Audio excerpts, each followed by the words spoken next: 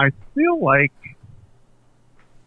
the few things that I dislike about Indiana is really the lack of culture and the lack of just people understanding what the world's all about. And I was one of those people. And I was always a real big music fan, along with stand-up comedy. Perspective, I obviously grew up before the internet age. I'm 56. And I really didn't get into the bands that were popular, the Bostons, the Kansas, the Ted Nugent, and all that kind of stuff. That really wasn't my thing, and because I was a weird kid. And Notre Dame is just a few miles away from South Bend, or it's in South Bend, so it was close to me. And they had a guy doing radio, I think it was 10 to midnight on Friday and Saturday. And I discovered it by accident. It's all the way down the dial in the 88 range on FM.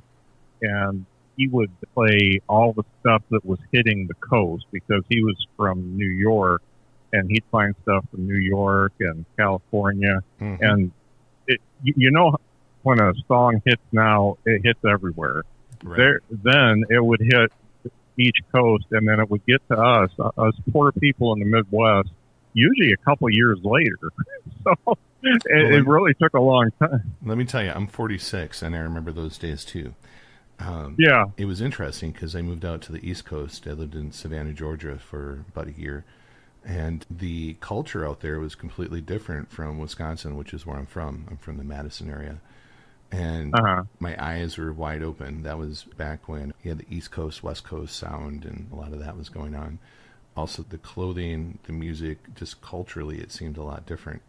One of the things that the internet's definitely done is how much we're accessible to all that almost immediately now, rather than having to wait for it to drift into the middle, if you will.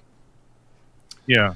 So, and I feel like it's a blessing and a curse at the same time, because I think we take things for granted, especially the artistry of a stand-up comic or a band, a new band that's just getting some heat or something like that. We take that for granted, and we don't pick up the whole LP and listen to it front to back and look at the artwork and look at who produced it and stuff like that, because it's just all immediate. It's all in our ear, and we don't have to think about where it came from. We just say, okay, we like this, forget about it.